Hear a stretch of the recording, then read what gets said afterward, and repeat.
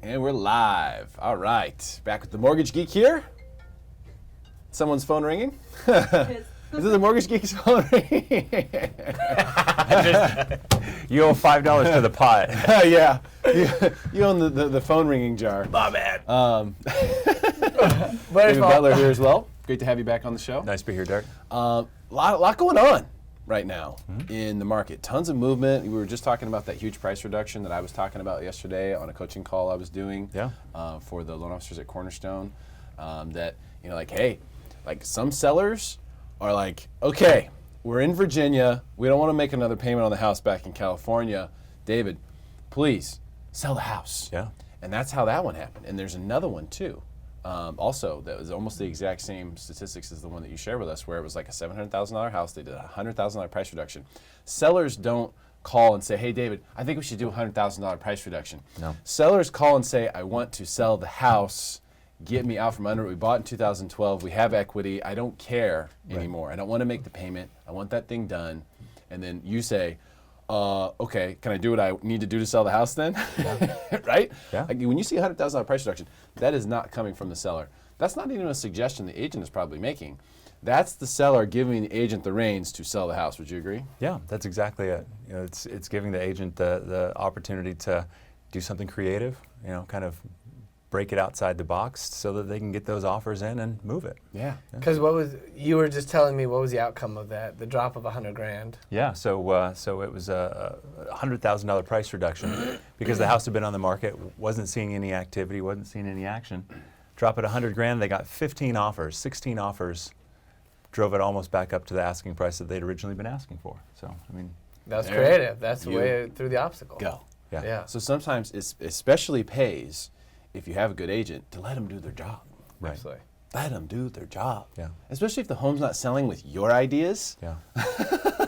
You know, let the agent do their job. So we do have some truth. I'm not going to say bad news. We have some truth to talk about here. And then there's also a huge opportunity that I see in the marketplace right now. I don't know, two huge opportunities that I'm not sure if people are aware of. You can't take advantage of opportunities you're unaware of.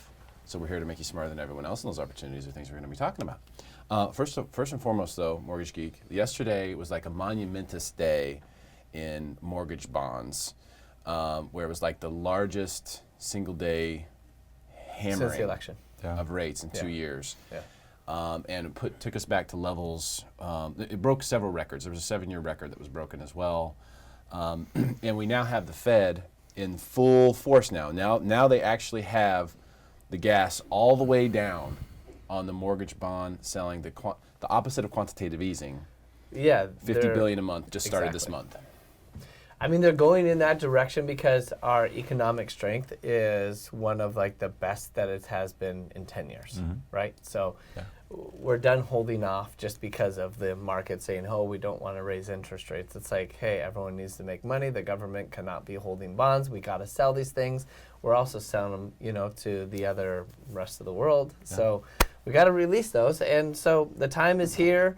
Article that I read yesterday was saying, hey, it's not going to stop, you guys. It's not all of a sudden they're going to, mortgage applications are down, so let's go buy some more bonds. No, the economic strength can hold, and it's going to continue to move forward. And they're saying that please don't think that something's going to come and drop them, that they're just going to continue moving forward with the increase. Yeah, the Fed has been very clear about that. And there is no indication, zero, not one, not two, zero indications that they are not going to be continuing to move. Especially, I think it's December 16th, I believe, that they're going to be meeting again to increase the Fed rate again at 0.25%. Remember back in like 2007, so 2004, I think it was 2005, when the prime rate started going up like 0.25%, right? It was like quarter. Then they were like, you know what? This month we want to go up 0.5%. Yeah. So I would not be surprised in 2019 that if the Fed was like, you know what? Push this quarter stuff off to the side. I'm going to do a 0.5%. If we don't do a 0.25% every month, type of deal.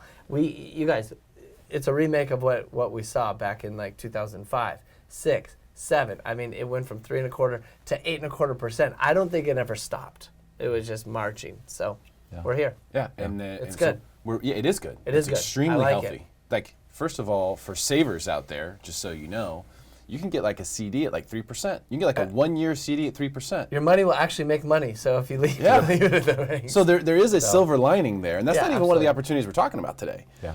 That's just a fact Right. of the reality of rising interest rates, and the interest rates are going to go higher. So if you look at 5% today and you go, oh, that's through the roof. I remember when rates were 3-something. Right. Well, in a couple of years, if rates are 7 or 7.5, you might be like, what did I do?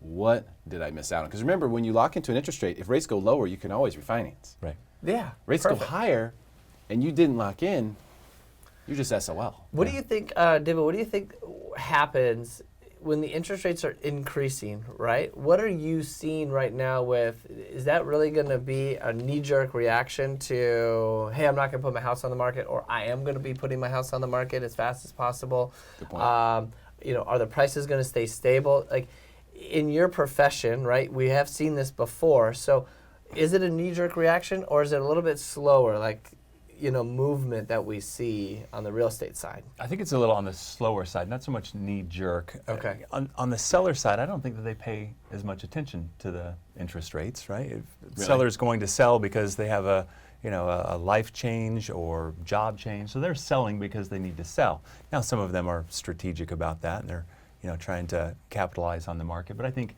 selling side, interest rates don't really play a big part of when they're doing it timing-wise. I think on the buy side, that's when people are really, thinking we need to either move now while we can still afford it, or, we need to hold off because maybe they'll come back down, we can get a better rate. And so I think on the buy side, you see more, volatility or fluctuation than on the sell side. So Okay. a little bit more strategic on the buy side than it is on the listing side per se. I think so. I think that makes sense too, because if you're pre-approved for $600,000, and that's based on a certain payment, and then all of a sudden, and we've seen this happen in several cases where people have been pre-approved for a certain amount, and then they're shopping for 6 months, and then they come back and are like, wait a minute, you wrote an offer at 600. Yeah, we were pre-approved for 600. Right. Actually, now with where rates are, you're pre-approved for 580. Yeah. Like, that's happened a few times. Sure. Yeah. Which is another reason why you shouldn't necessarily be writing offers at your max pre-approval amount. Unless you you're know what I unless mean? you're ready to pull the trigger today, right? Yeah, Yeah. Unless, Unless you're ready to lock it in. Yeah. Right, exactly. If you like it, lock it. Live by those words. Yeah. If you like it, lock it. I mean, Like- I want to know, I have a ton of clients still going through the pre-approval process, so actually my applications have not slowed down, which is a great thing, right? Right. I want to know, the cool thing is like, I really only focus on mortgages, okay? So I love coming on these shows and actually asking the experts about what is going to be happening with these buyers that I am pre-approving, right? Right. Are we going to start, is it becoming a little bit more of a buyer's market? Are these buyers actually seeing that, like, hey, the interest rates are coming up, yes, but we're ready to make some offers because the interest rates are going up, and they kind of see a settling of prices? Or are you seeing some people on the fence? Like, I think I had 546 people pre-approved or going through the pre-approval process still. Wow. I mean, my database Wow. it's astronomical, right? And I'm like, I would love to see those get into escrow. Right. Right? So would I. Oh, that's amazing. That'd be a good thing. So that's why I'm coming to you and asking, when are these awesome individuals going to be using you to get into the market? Because, I mean, Soon, I your, bet you. your Yeah. stats also, I mean, you're one of, I think, like the highest buy-side agents, right? Or like the Butler Gore team. I mean, you guys do a lot of buy-sides. We do a lot of buy sides, and it's one of these things. On the sell side, I think what the buyers are seeing is more opportunities. I think they're being a little bit more particular. I think that they're taking their time and maybe knowing that properties aren't moving as quickly as they were in, say, summer. We look back at June, July, and it was still kind of, if you like it, put an offer in today because it might not be there tomorrow. Right. But I think things have slowed down enough to where buyers are like, hey, you know what?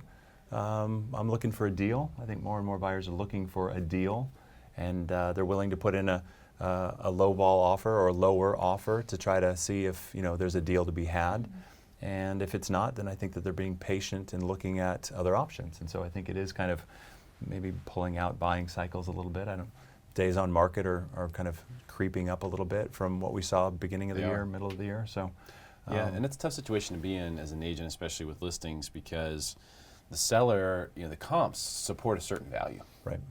But there's no offers in that range. Yeah. You know, the offers are coming in lower, and so that's just normal movement of the market, but it's tough because we're always comping the past. It's great when we're going higher because you're like, hey, the last comp, you know, it should sell 620. Hey, we got you offer 645. Yes. Everyone's happy. Yep. But when Except it's going, banks. yeah, Yeah.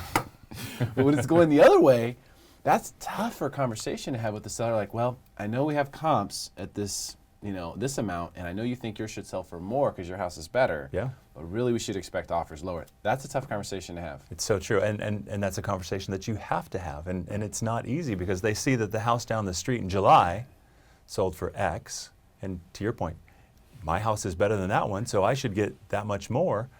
Things have changed since July. Things they have have. changed, and so now you see you know, comp properties in the same neighborhood that have been on the market for 35 days, 40 days, in that same price point, and it's like, we may not get that number that you saw in July. That's and right. so you have to, you know, prepare them for that ahead of time. If you understand how the mechanics of all this works, though, what you can see there is opportunity number one Yeah. that we're going to discuss today, which is refinance. Yeah.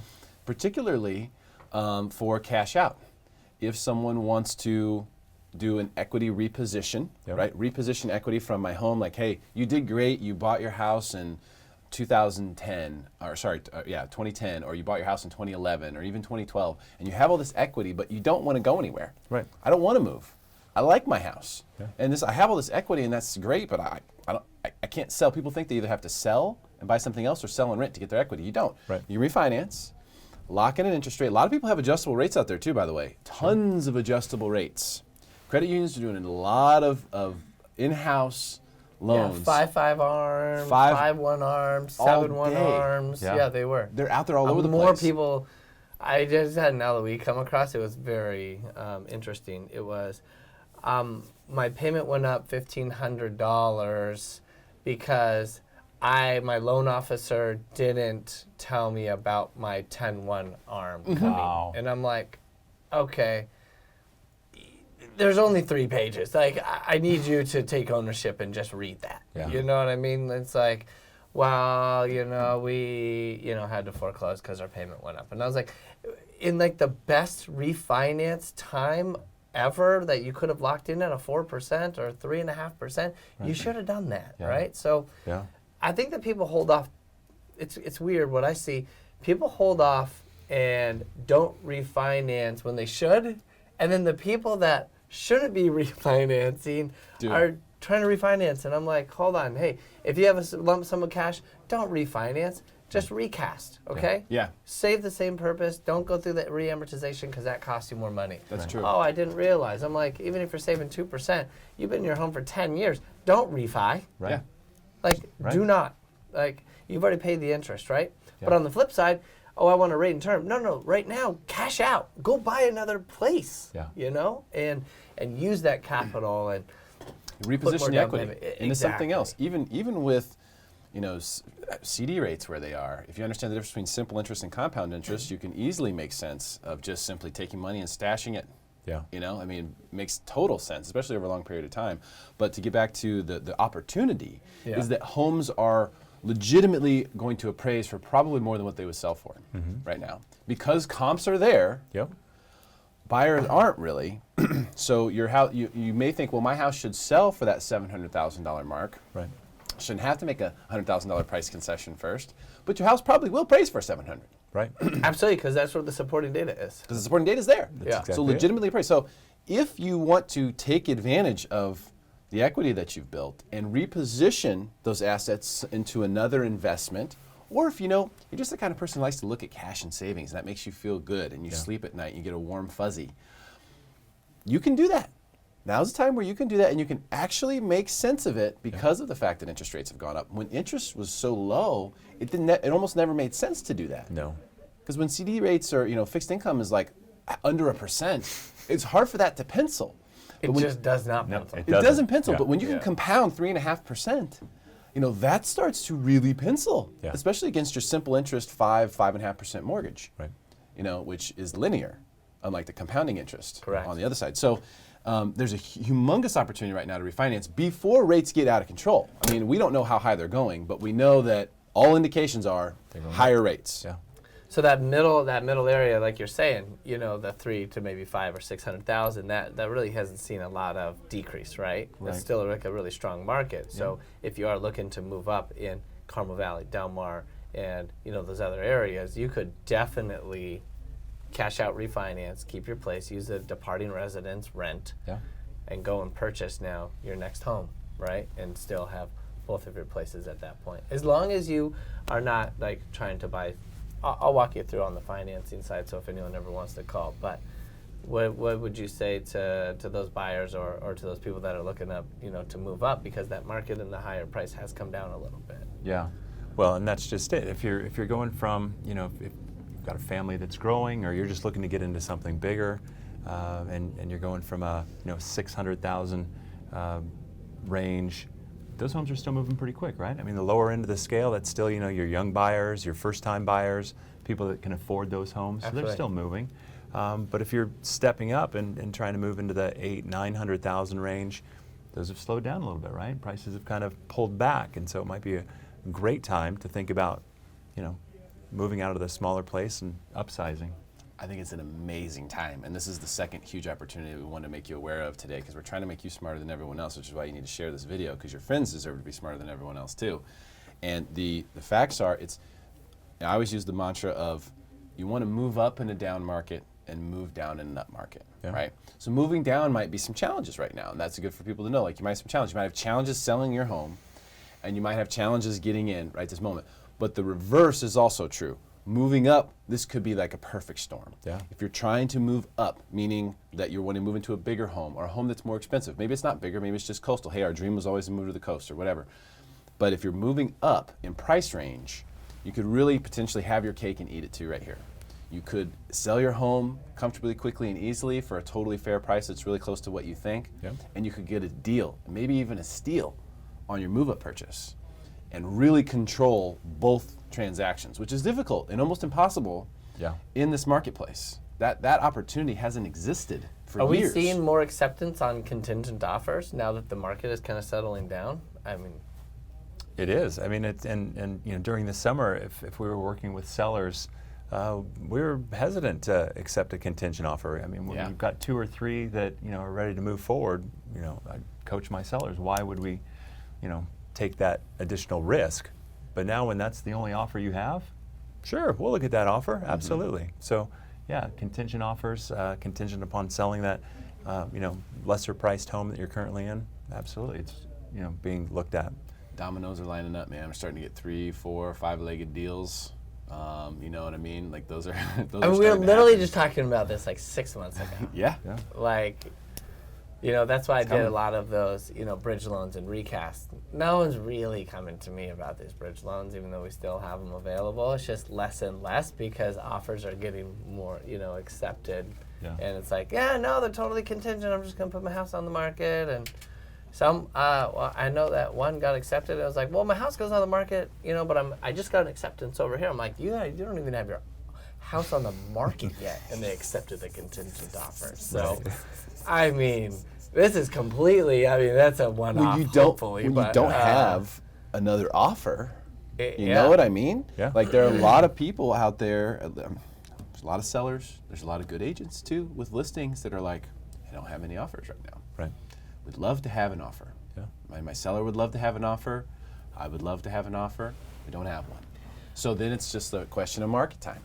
You know, market time is supposed to be good, you know, but when people are used to houses selling in 20 days, you know, you look at a house that's been on the market 45 days and you're like, Roach Motel. Right. You know what I mean? It's like, that's exactly it. What? Like, well, the rest of the world is 45 days? That is normal. You know, in California, it's price reduction after 5 days. I just don't even have any offers yet. I mean, we're just, So I was talking to a friend of mine, and I won't say his company name, TGP, but he was like, real estate in California, especially like Southern California, San Francisco, and LA is like liquid cash. That's a crazy statement. Yes. That shows you how far we've gone off the reservation. Yeah. When people say stuff like that, like when you heard in 2007, like people saying, oh, buy real estate, it's free money. What are you doing? Buy a house and then do a 125 cash out and pay off your credit card. It's like when you hear people saying things like that, it's definitely time to take heed of what's going on. Yeah. A couple comments here. What's up, BG? Brian Garrity, how you doing, brother? Thanks for the thumbs up. Share this post. I appreciate you. Drop a comment. We are live on Facebook right now. Brandy Garfield says, how is sales of multiple units properties?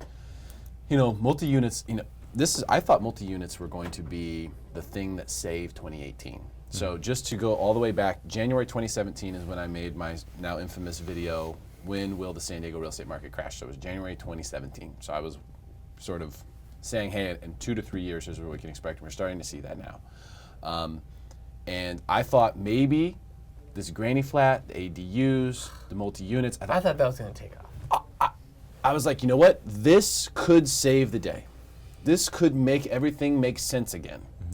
And then we had the city council in San Diego essentially say, gave people the finger with the vacation rentals, like, sorry, can't do it. That hurt. And ADUs and the multi-unit properties, while still hot, a lot of people like and are looking for multi-unit properties. They didn't really have a huge impact that I was able to see. So I was surprised by that. And I felt that is sort of telling. What do you think about multi-units, David? Well, I think people are taking more time. I think the inventory out there on multi-units is kind of like what we're seeing in the single families, more options. And so people are really making sure that the cash flows are there, that the cap rates are in line with what they want them to be.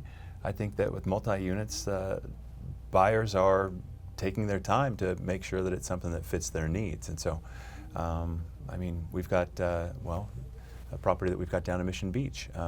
We've had a lot of interest on it, but it's one of these things that it hasn't moved yet, and we really thought that thing was just going to fly off down there on Isthmus. And so, multi-unit? Yeah, it's a 2-unit duplex down there. It's been redone. It's beautiful. It's a gorgeous home. What's the price point? It's 2.6. It's 2 units with 1,500 square feet. Wow. Just like 3-bedroom, 2 baths, or? Yep, both 3 beds, 2.5 baths. It's the one that you had 2-car garages. Oh so my gosh! I remember this property was on Listed Live. Yeah, Listed Live. And it's gorgeous. That is a great gorgeous, alley, right? Or a walkthrough. What do they call them down there in Mission Beach? Yeah, exactly. The walkthroughs. Yeah, that's a great opportunity right there. to live in one side. Yep. And then vacation rent the other one legally inside of the rules that were just passed. Exactly. That wouldn't apply to you if you live in one side. And it's a top bottom, right? So you could live in the top, the penthouse. That's right. And there's a 4-car garage? Yeah. So each unit has its own 2-car garage, and so you've got parking. No, it's gorgeous, dialed. And while we've had a lot of interest on it, we haven't found that right buyer, and so you might be sitting next to me. That's exactly it. Trust me, that's just it. Julie and I have joked that we were going to take it for ourselves, but if anybody's interested, it's 716 Isthmus down in Mission Beach. But it's properties like that I think that buyers are just being a little bit more choosy and making sure that what they're looking at in a multi-unit is going to fit their needs. Well, if buyers are being choosy on multi-units, that could be a great opportunity for people who want to purchase a multi-unit. A good buddy of mine, we barbecued with them over the weekend. I went there. He's got 2 homes that he owns. Okay, and this guy's not wealthy by any means. He's a very hardworking man. Maybe barely makes 6 figures. He bought a property in Barrio Logan. He bought a property in Golden Hill. Both were 2 units. Okay, he did this over the course of the last 5-6 years. His rents on one property pay the mortgages on both. Wow. Dude is set. Okay. Yeah. So for people who don't understand like the real estate game, like the game of like accumulating real estate, the multi-units can give you just so much leverage. I mean, all he did was buy these properties right, and as rents increase, and he's not gouging anyone on rent. Everyone has a good deal. Right. Every one of his tenants has a good deal. Right. And he's got both mortgages. Because it's a good deal for him too. Yeah, which makes it easy for him because when tenants have good deals, they stick. They stick, and they don't cause problems. They don't cause problems. They're happy about it. What have we seen down in Mission Beach in the multifamily? I know that yours is kind of sitting. Is the ones that are a little bit less? Like $2.6 million is a lot, right? No matter how you slice it. But if you think of it as a 1,500 square foot 3-bed, 2.5 bath for 1.3. Steps from the beach, all of a sudden it's a pretty good deal. I think it's a pretty good deal. This particular property. No, I'm just saying like the dollar amount is a lot. I'm not saying amount. that property is not a good deal. Just the dollar amount, Absolutely. right? What's happening down in Mission Beach with everything that recently passed, and hopefully it'll get overturned, especially in Mission Beach. Yeah. Where is everything kind of like stalling? Because I know that there's some a little bit cheaper properties too, like 2-bedroom, 2 baths or 2-bedroom, 1 bath. Studios, Are those experiencing kind of like the same? Boy, Or it's just the uncertainty. The uncertainty is I get probably 2 calls a week from property owners, either in state or out of state, that what's going on? What are you seeing out there? And right now it's hard to tell them. As of right now, the regulations are in place, and that's what we're gonna plan for. It's sort of a stalemate. Yeah. And so I think buyers are maybe hesitant to pull the trigger right now until they get a little clarity. I think that sellers are hesitant because they probably want to hold on to the properties if they can keep doing what they've been doing. So right now it's just kind of a limbo until we do get a little bit of more solid guidance. Yeah. do you know kind of? I would assume that you do. What is the main point? It's something about like somebody has to have a primary residence, then they can lease it free. You have to live there. They Yep, have you to live there, and if they don't live there, what's happening? Can't do it. Then You can't rent Can't it at all. vacation rent it. yeah, Has to be short term. Yeah, Yeah. yeah. So it has to be a 1 month or 26 days or something like that longer. I think they or- made 6 it like- months, if it not. Yeah, they made it longer than that. They basically said it has to be long-term rental unless you live there. Yeah, yeah. So it's 6 months, nothing shorter than a 6-month term. Really? Yeah. So if you, That's damaging. Yeah, It's- yeah. So a lot of properties, what they'll do is they'll VRBO it through the summer, the peak months, and Yeah. then maybe rent it out to college students for 9 months. But if you don't have that 3 months in the middle, and that's where they're making their, Then it doesn't make sense. yeah. And so it's again, a lot of people are. very interesting times. Don't forget the opportunities. I want to recap. Wow. We have 2 huge opportunities right now. Interest rates are going higher, possibly much, much higher. So this is an opportunity, although it doesn't look like if you look backwards, I want you to look forwards. What an opportunity to lock in a fixed rate. Do you have an adjustable rate? You'll wish you had fixed it in if you wait a couple of years. I'm telling you, when that thing adjusts, it's going to go much higher. It's going to hit the cap for sure. So opportunity to fix in a rate, to get cash out, because your home is going to appraise for what you think it should sell for, but it probably won't sell for that.